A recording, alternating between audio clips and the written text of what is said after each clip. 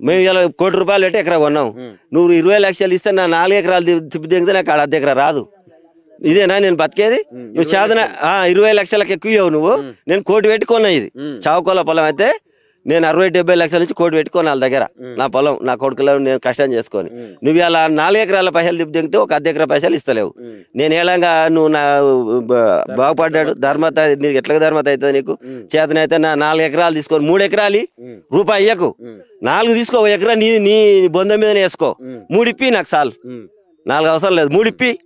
అది మొగోడు అనుమాతం కూర్చుకొని ఒకటి తావాలంటే ఒకటి బతకాలంటే ఒకటి తావాలంటే సరే మేము ఇవాళ పొలాలు పోతున్నాం, పక్క పొలం ఉంది, సరే నువ్వు ఇచ్చే రేట్ కంటే మేము 4 అంతలు ఇస్తాం, ఇవ్వమని. 1 ఎకరి ఇవ్వని ఏమన్నా ఏరిగల పోయినోడిని ఇస్తాడా?